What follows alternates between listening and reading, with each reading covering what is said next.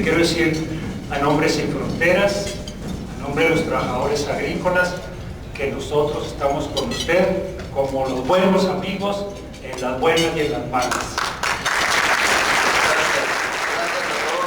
Mr. Pina's award reads, Sin Fronteras Organizing Project honors Dr. Delfina Cisneros Dominguez for her devotion and dedication to accessible health care and human rights. Congratulations, Dr.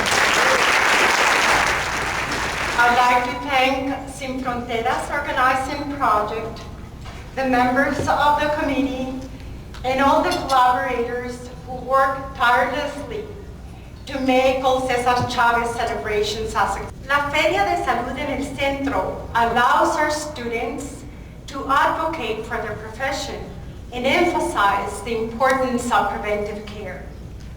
The direct contact with los trabajadores remind them that behind every clinical sample, there is a person or persons that are contributing to their health.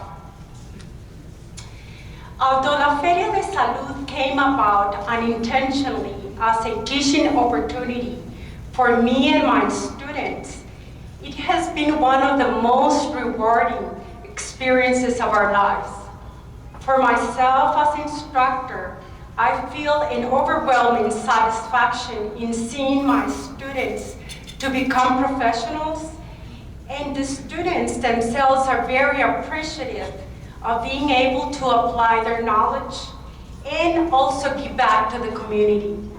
Los trabajadores need to be followed up and obtain appropriate treatment. I believe that it's necessary to establish a healthcare unit in El Centro and to provide them with the proper medical care.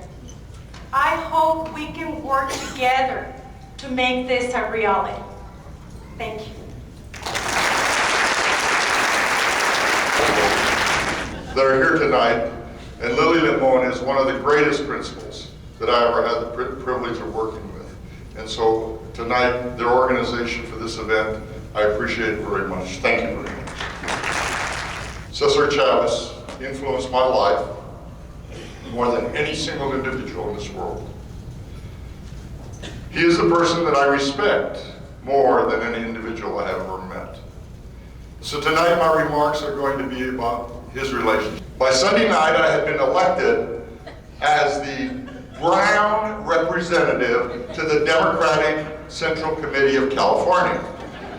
Now you have to understand the context. 1964, one Brown representative to the Democrat to meet Cesar Chavez. It was a Sunday morning and I was escorted into a complex of little adobe houses, much like you see over in Juarez. And I was kept in a room by the Vice President of the Union by the name of Larry Long. Larry was the Filipino Vice President of the Union. And there I kept there for about 45 minutes. And then after about 45 minutes, I was escorted into Cesar Chavez's bedroom.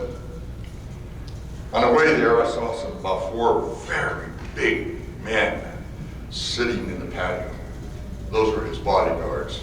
And I walked into his room, and here he was, lying in his bed, a single bed, with wooden slats. In the corner was his lawyer, Mark Cohen. And I went up to him and I put my hand out, shook his hand, and I introduced myself. And then I figured out why I had been kept for 45 minutes in that room. This is before cell phones and internet and everything else.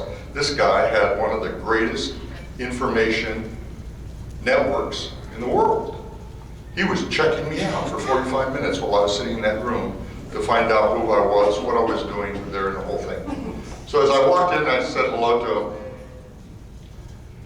to him. I made my first dumb question up there, and I said, Cesar, what can I do for you? As if I have anything I can do for him.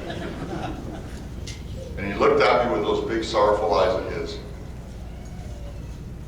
And he said, Tony, why don't you give up what you're doing and your home in Palo Alto and come down here and work for me, with me?